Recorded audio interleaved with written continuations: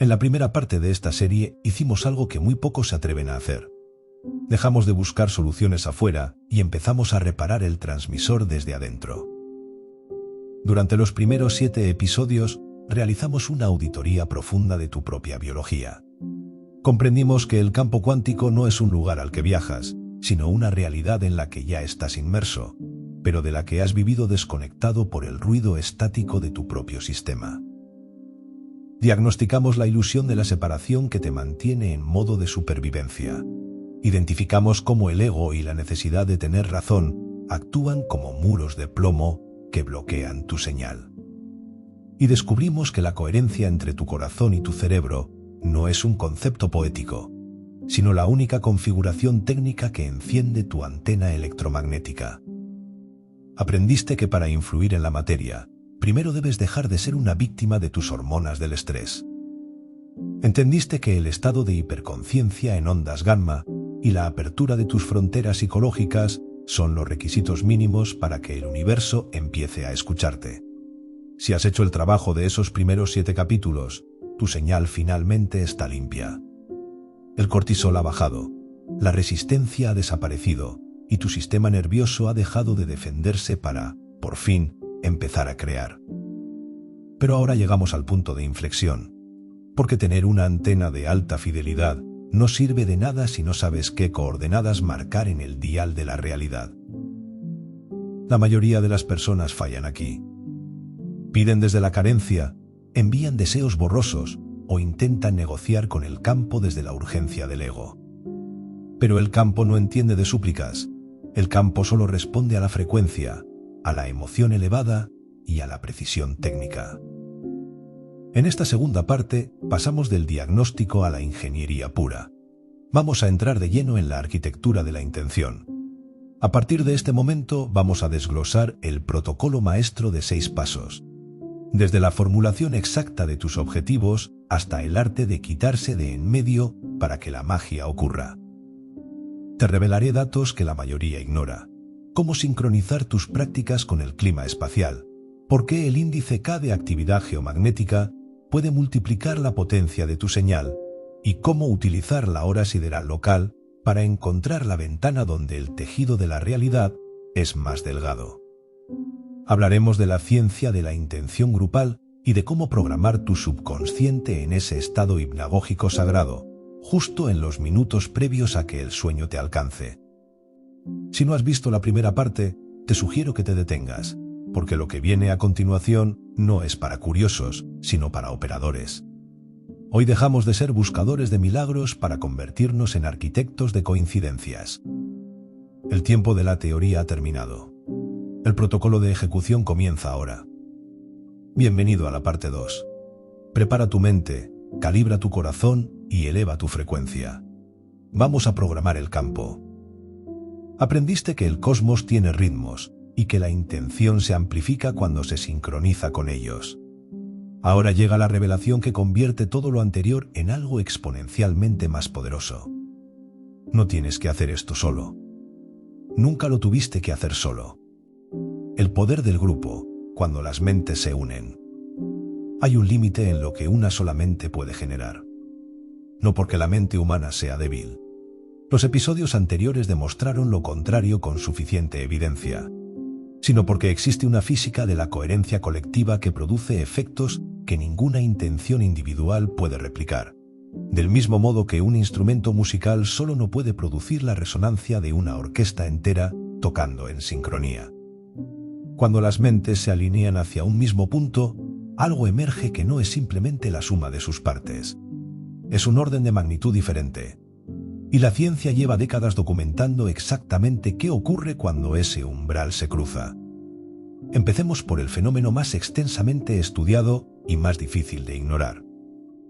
A partir de la década de los 60 del siglo pasado, Maharishi Mahesh Yogi introdujo en Occidente la meditación trascendental. Y formuló una hipótesis que en ese momento sonó extravagante, y que la investigación posterior convirtió en uno de los datos más perturbadores de la ciencia social moderna. La hipótesis decía que si el 1% de la población de una ciudad meditaba regularmente, o si la raíz cuadrada de ese 1% practicaba formas más avanzadas de meditación grupal. Todos los índices de conflicto en esa ciudad disminuirían, incluyendo los crímenes violentos, los accidentes de tráfico y el consumo de drogas. Lo llamó superirradiación, tomando prestado un término de la física cuántica que describe la coherencia amplificada de la luz láser cuando múltiples fotones oscilan en perfecta sincronía. 22 estudios pusieron a prueba esta hipótesis en condiciones controladas.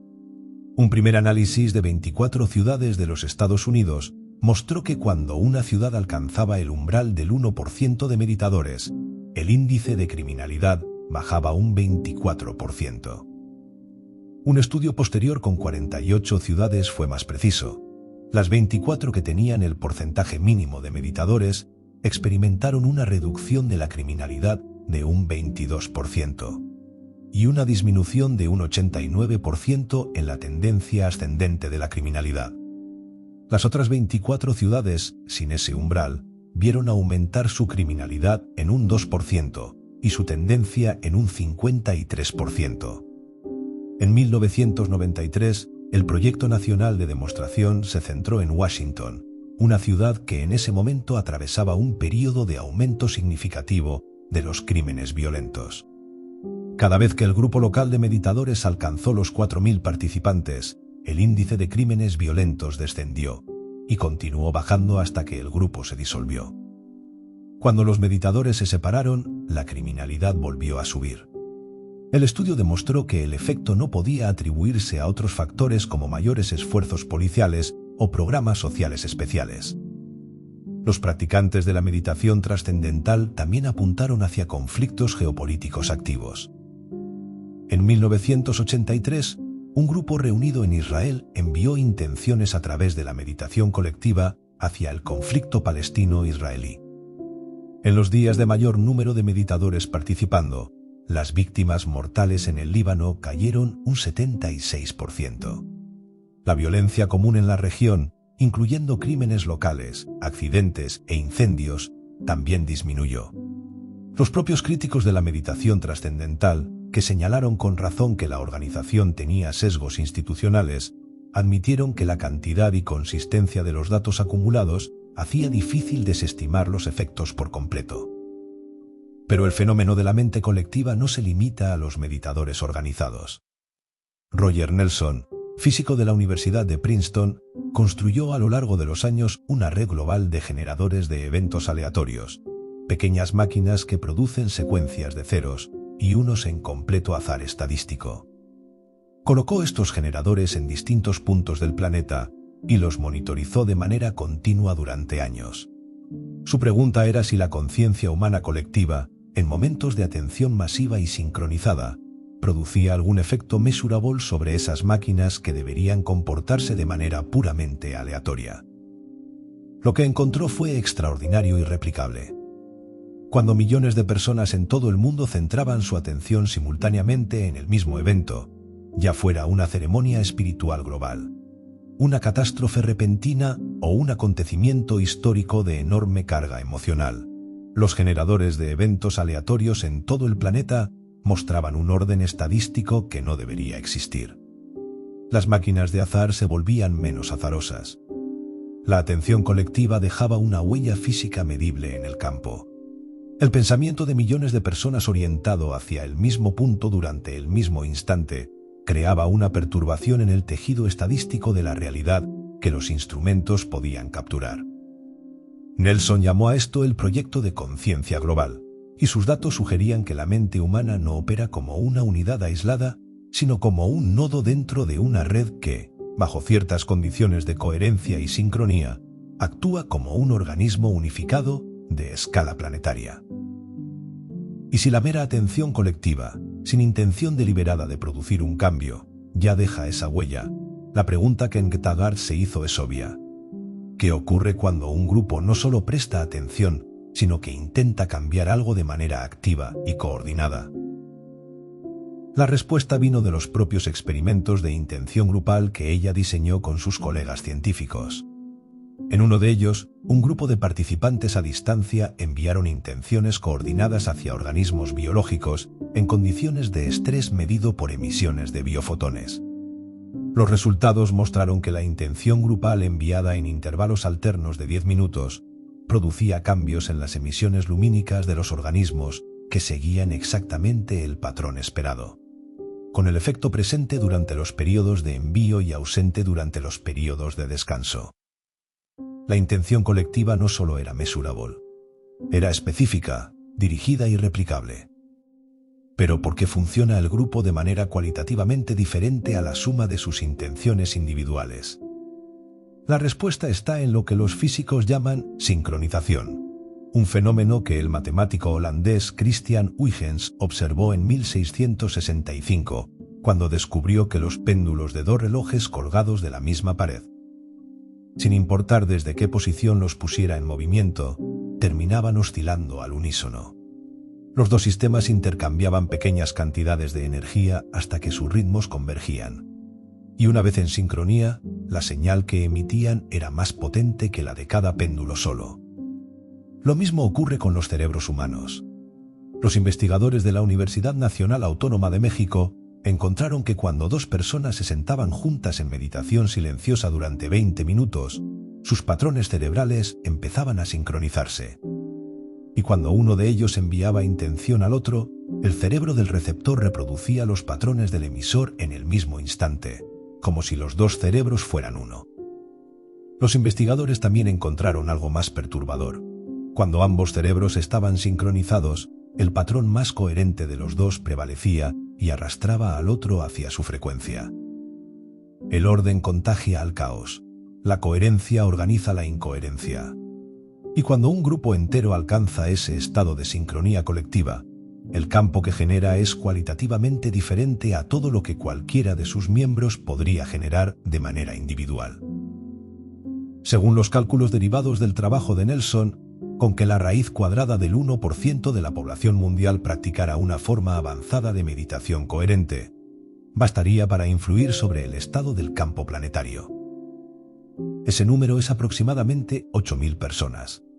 8.000 mentes coherentes y sincronizadas podrían mover la aguja del planeta entero.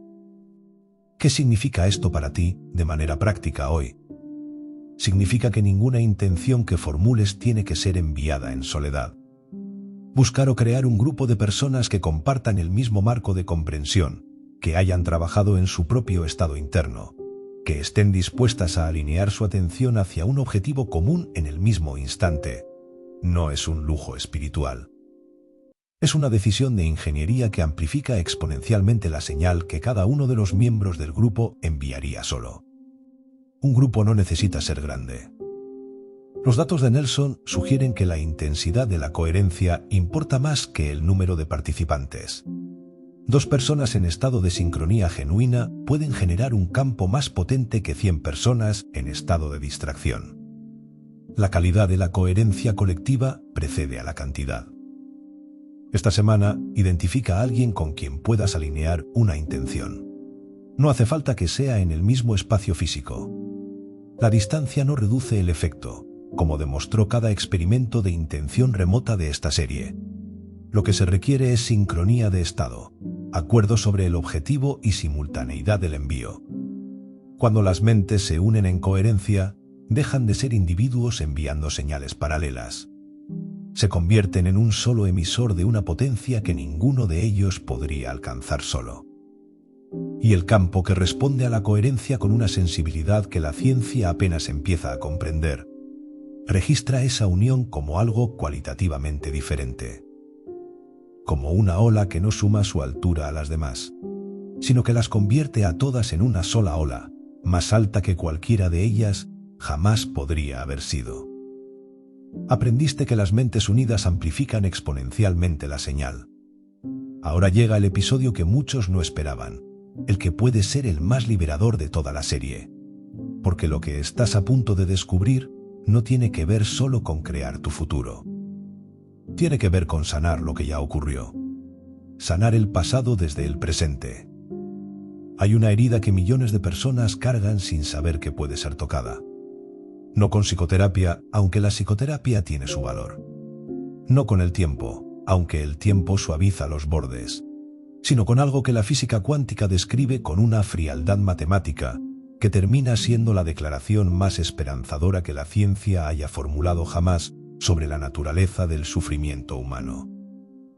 La declaración dice esto: el pasado no es completamente fijo, y la conciencia humana, bajo ciertas condiciones precisas, puede alcanzarlo. Esto no es metáfora, es el resultado de décadas de experimentos controlados que comenzaron como investigaciones sobre máquinas de azar y terminaron revelando algo sobre la estructura del tiempo que cambia fundamentalmente lo que creemos posible. Empecemos por el experimento que nadie debería haber tomado en serio, y que terminó demostrando precisamente lo que pretendía refutar.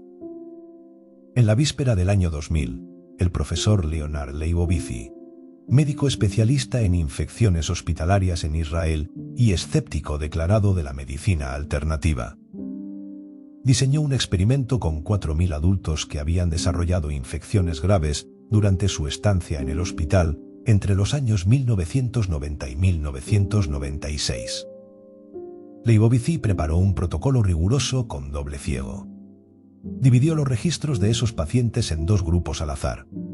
Y luego, en el año 2000, entre 4 y 6 años después de que esos pacientes hubieran estado internados, pidió a una sola persona que rezara por el grupo de tratamiento, pidiéndole salud y recuperación plena. Los pacientes que habían recibido esa oración retroactiva habían tenido fiebres de significativamente menor duración y habían pasado menos días en el hospital que los del grupo de control. Esto había ocurrido entre 4 y 6 años antes de que la oración fuera enviada. Leibovitz, que había diseñado el experimento para demostrar el absurdo de la medicina alternativa, se encontró con datos que, usando su propio diseño de impecable rigor científico, sugerían que es posible enviar una intención curativa hacia el pasado y producir un efecto medible en él. Sus críticos se burlaron. Él mismo lamenta haber realizado el estudio y se negó a hablar más sobre él. Pero los números permanecen. Y los números dicen que la intención no obedece la flecha del tiempo de la manera en que nuestra intuición cotidiana supone. No fue el único que encontró eso. En el laboratorio PEAR de la Universidad de Princeton, Robert Young y Brenda Dunn estudiaron durante más de 12 años el efecto de la intención humana sobre generadores de eventos aleatorios. En 87.000 pruebas específicas, pidieron a los voluntarios que intentaran influir sobre los resultados de las máquinas, pero entre 3 días y 2 semanas después de que las máquinas hubieran completado su tarea.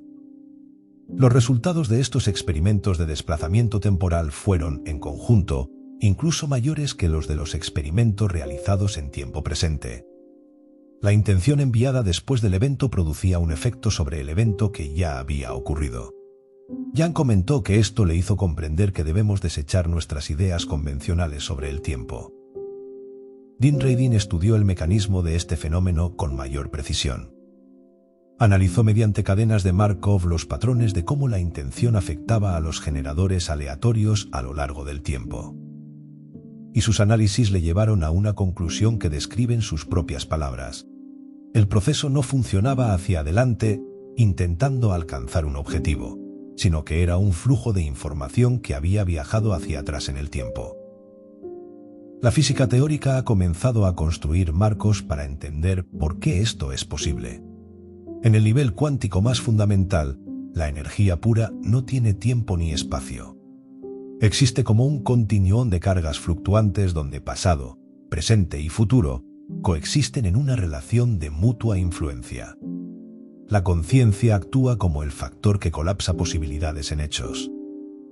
Y ese colapso, como descubrió el físico Dick Bierman, no respeta necesariamente el orden secuencial que nuestra experiencia cotidiana da por garantizado. ¿Pero qué significa esto para tu vida? ¿Qué significa para la persona que carga con el peso de algo que le ocurrió hace 10, 20 o 30 años? Aquí entra William Braud, uno de los investigadores más reflexivos en toda esta área, con una observación que tiene implicaciones prácticas directas. Braud argumenta que los momentos del pasado más abiertos a la influencia retroactiva son los que él llama sistemas abiertos o inestables. Los momentos en que la naturaleza todavía no había tomado una decisión definitiva. Esos instantes son como el árbol joven que puede doblarse antes de que su tronco se endurezca, como el cerebro de un niño que es incomparablemente más moldeable que el de un adulto, como un virus en sus primeras etapas antes de establecerse en el organismo. Los momentos semilla del pasado, esos instantes en que algo estaba a punto de convertirse en lo que se convirtió pero todavía no era del todo, son los más permeables a la intención que llega desde el presente. Las primeras etapas de un trauma antes de que se fijara como patrón. El instante de una decisión antes de que sus consecuencias cristalizaran en hábito. La semilla de una creencia limitante antes de que se convirtiera en la historia que defines como identidad. No todo el pasado es igualmente alcanzable, pero los momentos semilla sí lo son. Y eso abre una posibilidad que la filosofía espiritual ha intuido durante siglos, y que la física cuántica ahora describe con otro lenguaje. Puedes enviar una intención hacia el tú de ese momento, y algo en la estructura de lo que quedó abierto entonces puede responder a lo que envías ahora. Aquí está la práctica, y antes de entrar en ella, es importante aclarar que no se trata de reescribir los hechos. Los hechos ocurrieron. La práctica no pretende borrar lo que pasó, sino transformar la carga energética que ese momento dejó activa en tu sistema nervioso, en tus creencias, en la señal que emites desde el presente.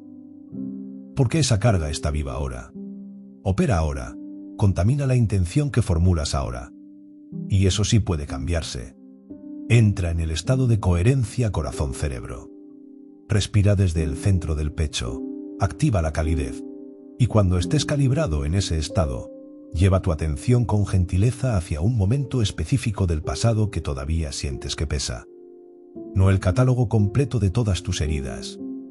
Un momento. El más claro, el que aparece con más facilidad cuando lo convocas. Visualiza ese momento con los ojos de quien lo vivió. No con el juicio del adulto que lo analiza desde afuera, sino con la presencia del ser que lo experimentó desde adentro. Y desde el estado de coherencia que mantienes ahora, envía hacia ese momento una intención precisa. Puedes formularla así: que la versión de mí que vivió ese momento haya sido sostenida, que ese instante contenga la semilla de la comprensión que necesitaba, que la energía que quedó atrapada en ese momento fluya hacia su resolución natural. No es oración en el sentido religioso, aunque puede parecerse. Es ingeniería de señal hacia un sistema abierto que todavía tiene capacidad de respuesta. Es lo que Braud describe como influencia retroactiva aplicada a la biología personal. Y los datos de sus investigaciones sobre sistemas biológicos sugieren que esta influencia tiene su mayor efecto precisamente cuando la necesidad es genuina, cuando el porqué es real. Y aquí entra el perdón como mecanismo técnico, no como imperativo moral. Wayne Dyer lo describió con una precisión que conviene sostener. El resentimiento sostenido es una baja energía que contamina la frecuencia del emisor en el presente. No porque la persona que te causó daño merezca ser perdonada, sino porque la energía de la ira y del agravio no viajado funciona como resistencia eléctrica en el circuito que conecta tu intención con el campo. El perdón, desde esta perspectiva, no es un acto de generosidad hacia quien te hirió. Es un acto de higiene de señal hacia ti mismo. Perdonar, en términos energéticos, es soltar la carga que tu sistema nervioso lleva activa como respuesta a algo que ya terminó. Es liberar esa energía para que circule de nuevo hacia la creación. No hacia el pasado donde ya no puede cambiar nada. Hacia el presente donde todo está todavía abierto. Esta noche elige un momento, solo uno. Entra en coherencia. Envía tu intención hacia él con compasión genuina, hacia el tú que lo vivió, hacia todos los que participaron en él. Y antes de salir del estado de práctica, formula también una intención de liberación hacia ti mismo. Que la energía de ese momento quede libre. Que lo que estaba atrapado en él vuelva a circular. Que el pasado deje de ser el peso que le resta altura al presente. El tiempo no es una línea, es un campo. Y desde el centro de tu coherencia, ese campo es más alcanzable de lo que crees. Sanaste las heridas del pasado. Ahora viene la pregunta que muchos nunca se hacen porque están tan concentrados en lo que envían que no reparan en lo que están dejando entrar. Y lo que entra sin permiso puede sabotear silenciosamente todo lo que has construido. Proteger el campo, la dieta energética. Hay un error que cometen incluso las personas más comprometidas con este protocolo. Trabajan con dedicación en el estado interno. Aprenden a formular con precisión, realizan el ensayo mental, verifican las condiciones del momento, practican Tonglen y se entregan con confianza al campo. Y aún así los resultados son inconsistentes y no entienden por qué. La respuesta, casi siempre, no está en lo que hacen con la intención, está en lo que hacen con todo el resto del día. Porque la señal que emites no es solo la que formulas conscientemente durante los 10 minutos de tu práctica. Es la suma acumulada de todo lo que habita tu campo de conciencia a lo largo de cada hora. Y hay fuentes de contaminación que operan con tanta naturalidad dentro de la vida cotidiana que se han vuelto invisibles. Este episodio las nombra todas y te entrega la higiene energética que ninguna práctica de intención puede sustituir. Empecemos por la fuente de contaminación más silenciosa y más constante de todas: el diálogo interno. Esa voz que comenta, evalúa, critica y proyecta en un flujo que nunca se detiene. Wayne Dyer señaló con precisión clínica que los pensamientos tienen una frecuencia energética y que la frecuencia en la que operas la mayor parte del tiempo determina lo que el campo refleja de vuelta hacia ti. No ocasionalmente, consistentemente, porque el campo no distingue entre la intención que formulas en tu práctica y la intención que emites en el resto de las horas del día cuando dices para ti mismo que no puedes, que no mereces, que siempre fue así y así seguirá siendo. Esas frases son también intenciones, son instrucciones al campo. Son señales que viajan al mismo lugar que las que formulas con cuidado y precisión durante tu práctica. Y cuando la mayor parte de tu tiempo interno se pasa en la frecuencia de la carencia, del miedo o de la duda, el protocolo que aplicas durante 10 minutos está compitiendo contra horas de señal contraria. Y no puede ganar esa competencia. La neurociencia del pensamiento negativo confirma lo que la física de la intención implica. El diálogo interno negativo no es un hábito inocuo que simplemente nos hace sentir mal. Es una profecía autocumplida con mecanismos medibles. Activa el eje del estrés. Contrae el sistema nervioso autónomo. Fragmenta la coherencia cardíaca. Y produce exactamente el estado de emisor que los experimentos identificaron como el de menor eficacia. Un cerebro desorganizado, un corazón en modo defensivo y una señal llena de ruido que el campo no puede procesar con claridad. La primera intervención de higiene energética es, por tanto, aprender a observar el diálogo interno sin seguirlo.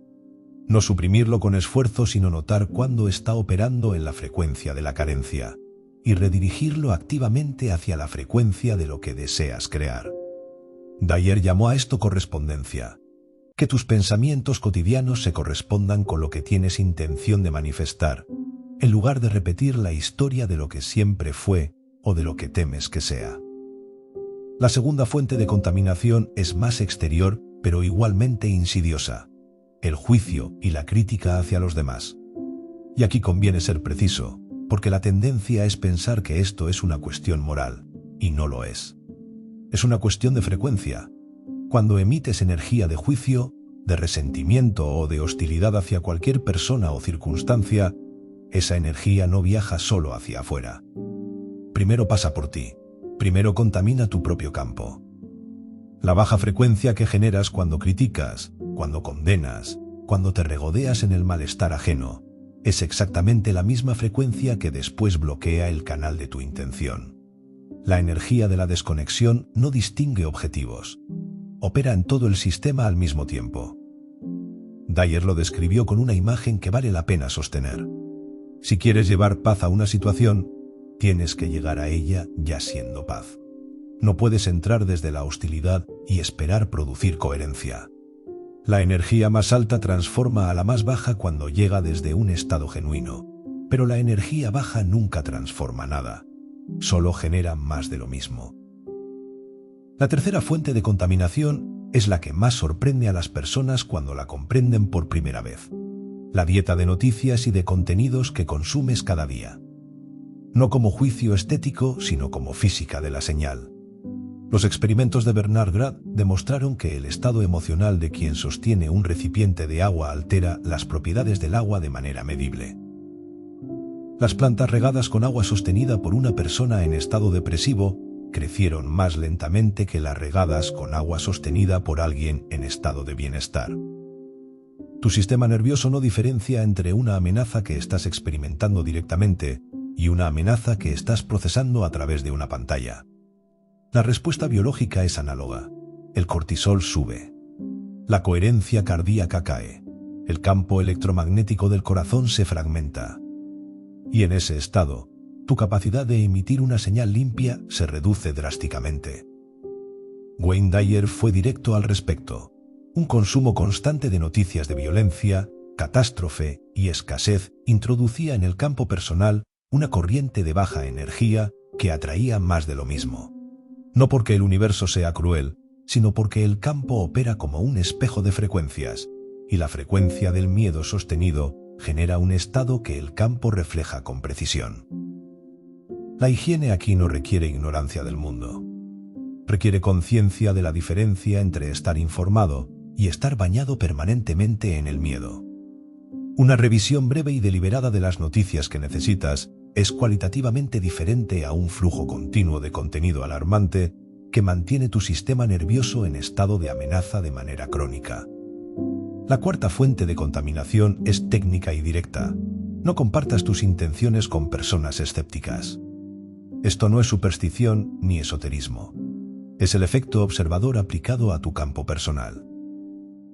Los experimentos con generadores de eventos aleatorios demostraron que cuando una cinta había sido observada con atención y concentración por alguien antes de que el voluntario intentara influirla, la cinta se volvía significativamente menos susceptible a la influencia posterior. La observación atenta colapsa las posibilidades abiertas en estados definidos. El principio que en la mecánica cuántica cierra la función de onda desde la superposición hacia un estado fijo, opera también en este nivel. Y cuando compartes una intención que todavía está en estado de posibilidad abierta con alguien cuyo sistema nervioso responde con escepticismo activo, su observación descrédita puede colapsar ese espacio de posibilidades antes de que tu práctica haya tenido oportunidad de actuar sobre él. Cuida a quien confías lo que estás cultivando, no por secretismo sino por protección de un campo que todavía está en proceso de consolidación. Y finalmente, la quinta práctica de higiene energética es la que más transforma el tono completo de la relación con el entorno. Bendecir los obstáculos y los enemigos. No como acto de resignación pasiva, como alquimia activa de frecuencia. Cuando encuentras resistencia, cuando algo no funciona como esperabas, cuando alguien actúa en tu contra, la respuesta instintiva del ego es generar más baja energía, más resistencia, más contrafuerza. Y esa respuesta multiplica exactamente lo que quería reducir. Dyer lo aprendió en carne propia en sus relaciones. Mientras entraba a cada encuentro difícil cargando el peso del resentimiento previo, el encuentro confirmaba ese resentimiento con una precisión que parecía conspirativa. En el momento en que cambió la frecuencia con la que llegaba, llegando desde la curiosidad, desde la apertura, desde la bondad genuina, el mismo entorno respondió de manera radicalmente diferente. Bendecir no significa aprobar. Significa elegir no reducir tu propia frecuencia como respuesta a algo que ya ocurrió. Significa liberar la energía atrapada en la resistencia para que vuelva a circular en la dirección de lo que deseas crear. Aquí está el inventario completo de tu dieta energética. El diálogo interno que activas la mayor parte del día, la frecuencia de tus juicios y críticas hacia el entorno, los contenidos que permites que inunden tu sistema nervioso, las personas con las que compartes lo que estás cultivando, y la manera en que respondes a los obstáculos. Estos 5 factores determinan la calidad de la señal que emites durante las 24 horas del día, no solo durante tu práctica. y la señal de 24 horas es la que el campo procesa, no la que formulas durante 10 minutos mientras el resto del tiempo emites lo contrario. Construir la práctica de la intención sin construir la higiene energética es como encender una vela en medio de un viento constante. El gesto existe, la llama aparece, pero no se sostiene. La vela necesita un espacio protegido para arder. Y ese espacio eres tú, sostenido desde adentro, con la conciencia de lo que permites entrar. Aprendiste a proteger lo que construyes. Ahora llega el episodio que todo lo que has aprendido en esta serie lo convierte en un solo acto. Un ritual preciso, ordenado y completo. La guía que guardarás, que releerás, que convertirás en el eje de tu práctica diaria. El protocolo completo, tu ritual de creación. Durante 10 episodios has recibido cada pieza por separado. Aprendiste a diagnosticar los bloqueos que interferían con tu señal. Aprendiste a calibrar el instrumento, a reconocer el perfil del emisor poderoso, a soltar el control sin abandonar la intención. Aprendiste el ensayo mental que el cerebro no puede distinguir de la realidad, la precisión como poder, el momento adecuado que amplifica la señal, el efecto del grupo que la multiplica, la sanación del pasado desde el presente y la higiene energética que protege todo lo construido. Hoy esas piezas se ensamblan en un solo movimiento. Este episodio es la guía de referencia. Es el mapa que llevas contigo. Es el texto al que vuelves cuando la práctica cotidiana necesita reorientarse. No hay nada nuevo aquí en términos de conocimiento. Lo nuevo es la secuencia, el orden, la comprensión de por qué cada paso prepara el terreno para el siguiente y por qué saltarse cualquiera de ellos reduce la calidad del resultado de maneras que los experimentos documentaron con precisión. El protocolo completo tiene 6 pasos. Cada uno tiene su razón científica y su instrucción práctica. Juntos forman el ritual de creación más respaldado por evidencia experimental que existe. Paso 1. Acceder al espacio de la intención mediante meditación previa. Antes de formular nada, antes de visualizar nada, antes de enviar nada, el instrumento debe estar calibrado. Este es el paso que más frecuentemente se omite porque parece preparatorio, y sin embargo, es el paso que determina la calidad de todo lo que sigue. Una intención formulada desde un estado de distracción, de ansiedad o de pensamiento ordinario es una señal débil, fragmentada, sin coherencia suficiente para alcanzar el campo con la potencia necesaria. La meditación previa no necesita ser larga. Necesita ser genuina. 5 minutos de atención plena al momento presente, de respiración consciente desde el centro del pecho, de activación deliberada del estado de coherencia corazón-cerebro que aprendiste en el episodio 2. El objetivo de estos minutos es uno solo: elevar la frecuencia del emisor desde el estado ordinario hasta el estado de hiperconciencia en el que los experimentos documentaron los efectos más potentes. No el estado de relajación profunda, sino el estado de presencia activa y coherente, con los sentidos afinados y la atención enfocada sin tensión.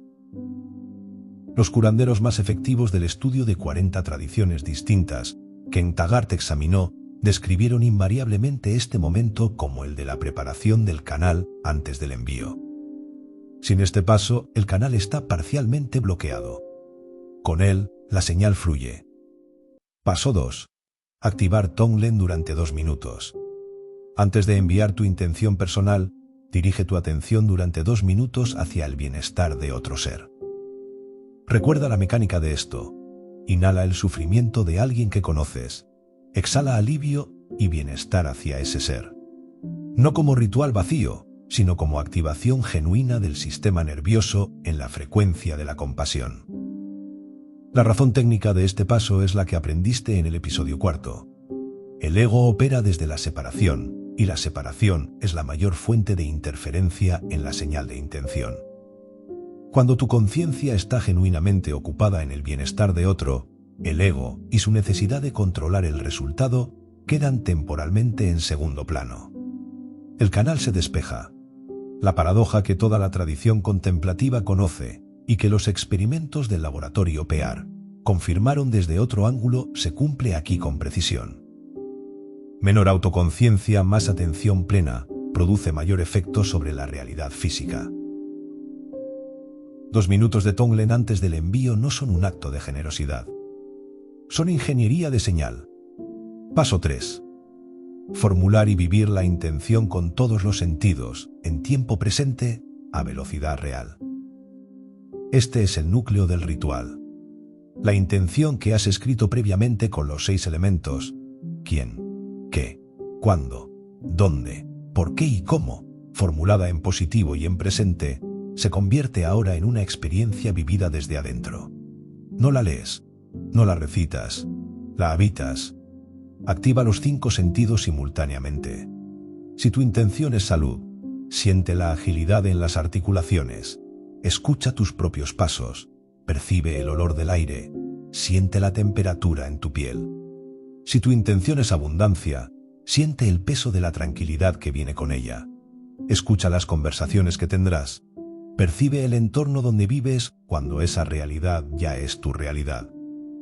Cuantos más sentidos actives de manera simultánea, más redes neuronales involucras, más completo y convincente es el patrón instalado, y más convincente es la señal que el campo recibe. Vívela en tiempo presente, nunca desde el futuro. No quiero esto, no deseo que esto llegue a ser. Sino yo soy esto, yo tengo esto, yo vivo desde aquí. Y vívela a velocidad real.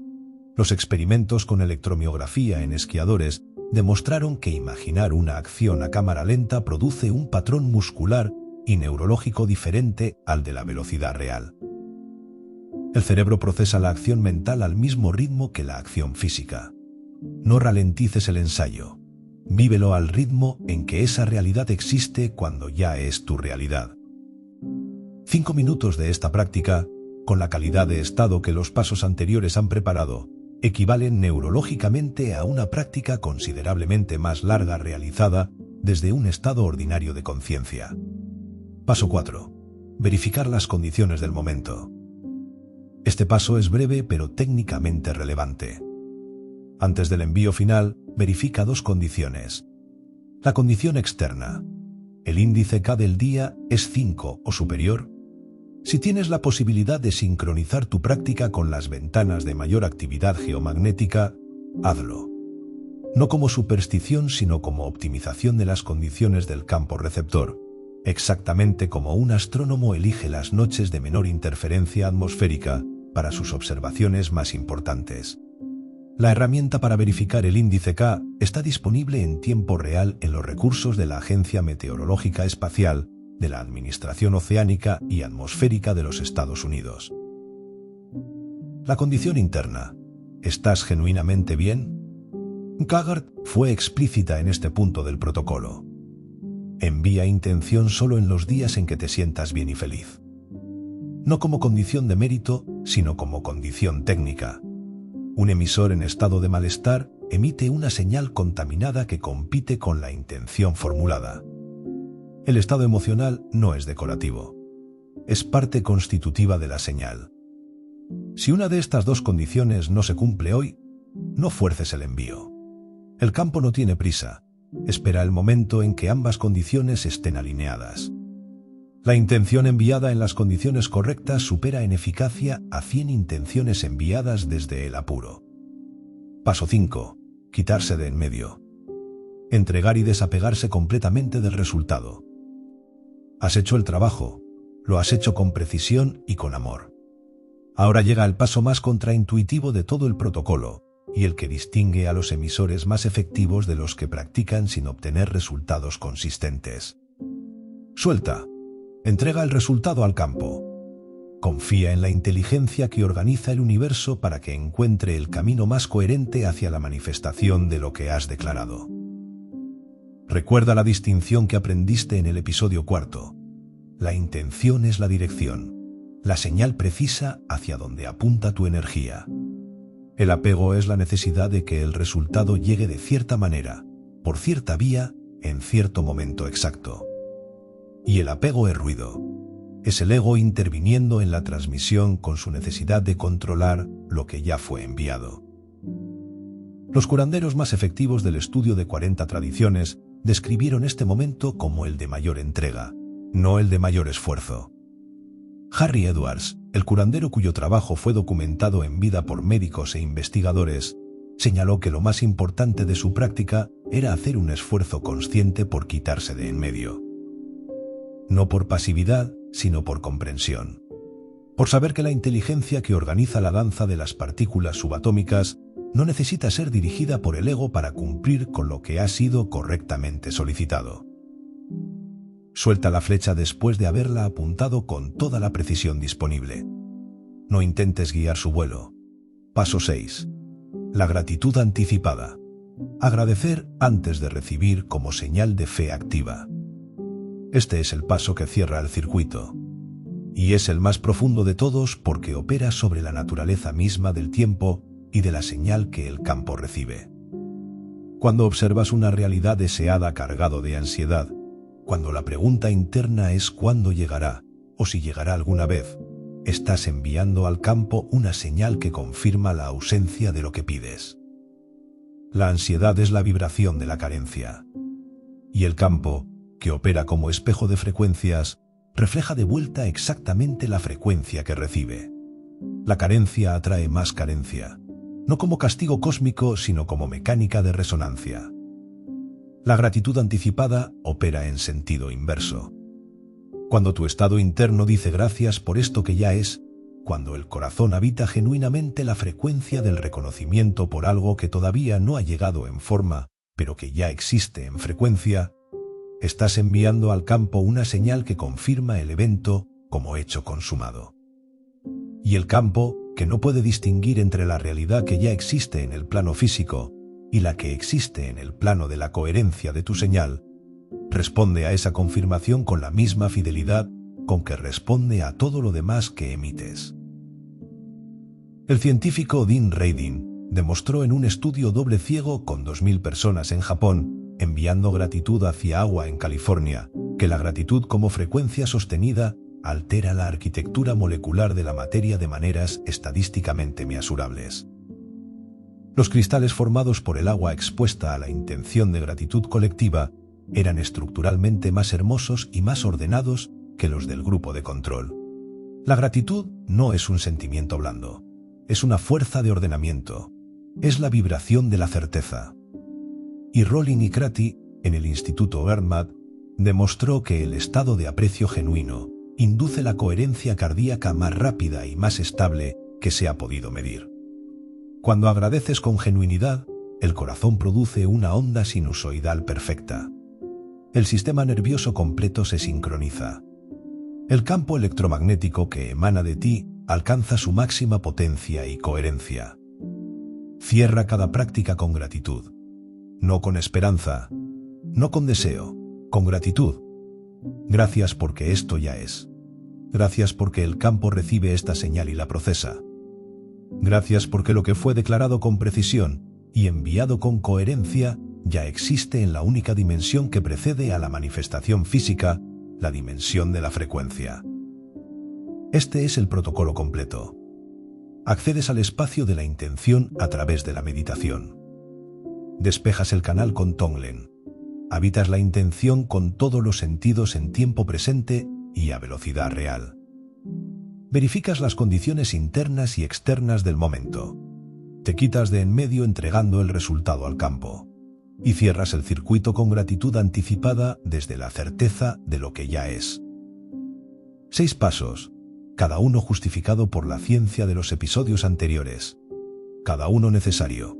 Cada uno preparando el terreno para el siguiente con una lógica que no es arbitraria, sino que emerge directamente de lo que los experimentos documentaron sobre cómo funciona la señal entre la conciencia humana y el campo que la recibe.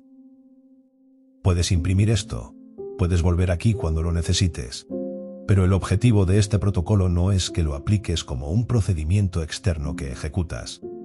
El objetivo es que lo habites tanto que deje de ser algo que haces y se convierta en algo que eres. Porque el creador más poderoso no es el que sigue el protocolo con mayor disciplina.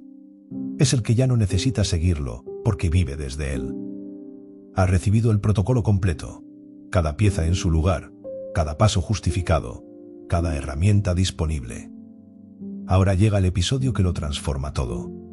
Porque lo que aprendiste hasta aquí no vale nada si termina donde terminó esta serie. Solo vale si se convierte en la manera en que vives cada día ordinario que sigue. Vivir como experimento continuo. Existe una diferencia fundamental entre alguien que practica la intención y alguien que vive desde ella. El primero tiene un momento del día reservado para aplicar un protocolo.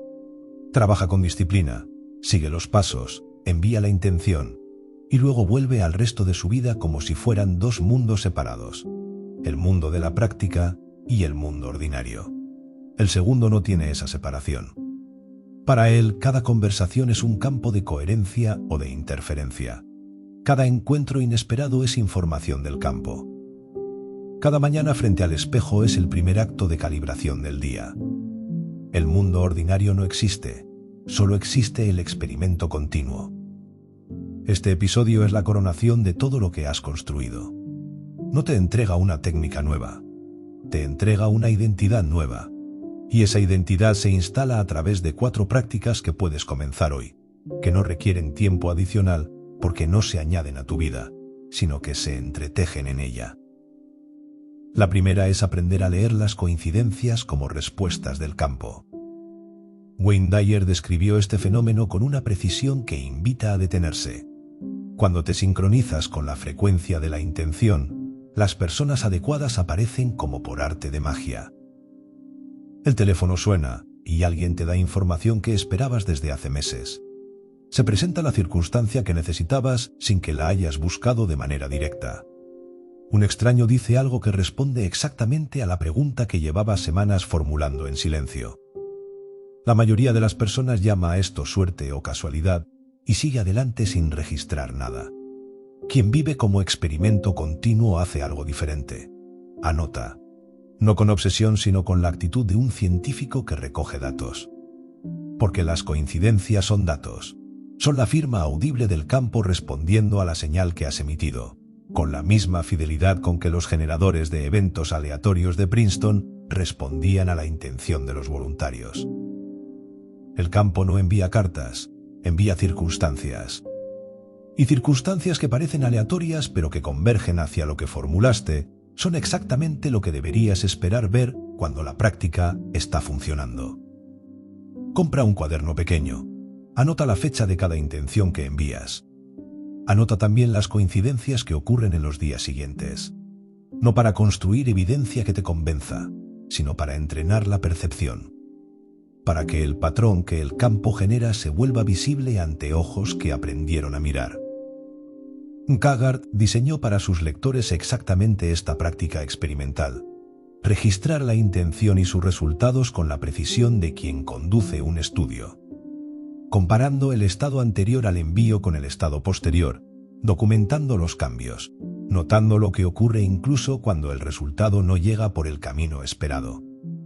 Porque el campo raramente cumple la intención por la vía más obvia, la cumple por la vía más eficiente. Y esa vía suele parecer una coincidencia hasta que lleva suficiente tiempo registrando para reconocer el patrón. La segunda práctica es la del espejo, el acto más sencillo y más transformador de toda la serie. Wayne Dyer lo instruyó con una directness que no necesita elaboración adicional. Frente al espejo, mirándote a los ojos, di en voz alta "me quiero". Hazlo todos los días, al comenzar la mañana, sin saltarlo, sin modificarlo, sin esperar a sentirlo verdadero antes de decirlo. La razón técnica de esta práctica no es psicológica en el sentido ordinario del término. Es física. La señal que emites hacia el campo incluye la señal que emites hacia ti mismo. Y la señal de desprecio propio, de insuficiencia, de no merecimiento, es una de las fuentes de interferencia más potentes y más constantes que existen en el sistema del emisor. Dyer fue directo. A altas frecuencias, la fuente universal de la intención es amor, bondad y abundancia en estado puro. Y el respeto por uno mismo atrae esa energía con la misma lógica con que la ausencia de respeto la repele. No conoce otro camino. El espejo por las mañanas no es narcisismo. Es restablecimiento de la conexión. Es el acto de confirmar, antes de que el día empiece a acumular sus capas de ruido y de demanda, que el instrumento desde el que vas a operar ese día está calibrado en la frecuencia correcta. Me quiero. 2 palabras. 30 segundos. El costo más bajo y el retorno más alto de cualquier práctica en esta serie. La tercera práctica opera en el otro extremo del día, en el umbral entre la vigilia y el sueño. La neurociencia del sueño identifica el estado hipnagógico, esos minutos de tránsito entre estar despierto y quedarse dormido, como uno de los momentos de mayor receptividad del sistema nervioso. En ese estado las ondas cerebrales descienden desde el ritmo rápido del pensamiento activo hacia las ondas zeta, ese territorio liminal donde el subconsciente está especialmente permeable a las instrucciones que llegan desde la conciencia. Las tradiciones contemplativas de diversas culturas han descrito durante siglos este umbral como una puerta hacia dimensiones de la mente que el pensamiento ordinario mantiene cerradas. Y la neurociencia moderna, al mapear la actividad cerebral durante el estado hipnagógico, ha confirmado que es un momento de integración profunda donde el cerebro procesa, consolida y programa patrones que influirán en el comportamiento y en la percepción durante las horas siguientes. Lo que haces en esos minutos antes de dormirte importa más de lo que la mayoría supone. La práctica es simple. En ese estado de somnolencia relajada, antes de que el sueño llegue completamente, habita brevemente tu intención desde los sentidos. No la pienses, no la analices. Simplemente vívela durante unos instantes con la misma técnica del ensayo mental, en tiempo presente, desde adentro. Y deja que el sueño llegue desde ahí. El subconsciente continuará procesando esa señal durante las horas de sueño, con una profundidad a la que la conciencia despierta no tiene acceso. Y al día siguiente, parte de ese procesamiento habrá dejado rastros en la arquitectura de cómo percibes las oportunidades, cómo interpretas los eventos y qué decisiones te parecen naturales. La frontera entre el sueño y la vigilia es, literalmente, uno de los momentos de mayor influencia disponibles en la vida ordinaria. Y casi nadie lo usa. La cuarta práctica es la que cierra el circuito completo cada día. Es también la más breve y la más poderosa de las 4. La gratitud anticipada como ritual de cierre. Antes de terminar el día, en los minutos que preceden al sueño pero antes de entrar en el estado hipnagógico, tómate un momento para agradecer. No por lo que ocurrió hoy, aunque eso también tiene su valor, sino por lo que ya es en el campo, aunque todavía no haya llegado en forma. Por la realidad que formulaste con precisión, que habitaste con los sentidos, que entregaste al campo con confianza. Gracias porque esto ya es. Gracias porque el campo recibe esta señal y la procesa con una eficiencia que no necesito dirigir. Gracias porque lo que fue declarado desde coherencia ya existe en la única dimensión que precede a toda manifestación física.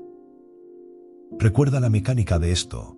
La ansiedad confirma la ausencia. La gratitud confirma la presencia. Y el campo, que opera como espejo de frecuencias, no puede hacer otra cosa que reflejar de vuelta la frecuencia que recibe con mayor consistencia. Cuando tu último acto consciente del día es la gratitud genuina por lo que ya es, estás programando el sistema de emisión para que trabaje durante el sueño, desde la frecuencia de la certeza, en lugar de desde la frecuencia de la espera. Y la diferencia entre esas dos frecuencias es la diferencia entre un circuito cerrado y uno abierto. Estas 4 prácticas, el registro de coincidencias, el espejo por las mañanas, el ensayo mental en el estado hipnagógico y la gratitud anticipada al cerrar el día, no son adiciones al protocolo. Son el protocolo integrado en los momentos naturales de la vida cotidiana, en el umbral del despertar, en los momentos de transición durante el día, en el umbral del sueño. Y cuando estas prácticas se vuelven tan habituales que dejan de sentirse como prácticas y empiezan a sentirse como la textura ordinaria del día, algo ha ocurrido que ningún episodio puede describir completamente porque solo se conoce desde adentro. No sigues el protocolo, eres el protocolo. No aplicas las técnicas, vives desde ellas. No formulas intenciones. Eres un ser que vive en coherencia tan consistente que el campo responde no a lo que pides ocasionalmente, sino a lo que eres de manera sostenida. Esa es la diferencia entre el buscador y el creador. El buscador recorre el camino hacia algo que está afuera. El creador comprende que el campo no está afuera. Está en la relación entre la conciencia y la realidad que esa conciencia habita. Y esa relación ocurre en cada instante, en cada mirada al espejo, en cada coincidencia que registra con atención, en cada momento previo al sueño donde elige vivir desde la certeza en lugar de desde la espera. En cada mañana que comienza no con la pregunta de cuándo llegará lo que desea, sino con el reconocimiento tranquilo de que ya está llegando. Esta serie comenzó con una pregunta: ¿qué hago yo? La respuesta que has construido a lo largo de 12 episodios no es una lista de técnicas. Es una nueva manera de habitar el tiempo. Una nueva relación con el campo que no se interrumpe cuando termina la práctica, porque la práctica no termina.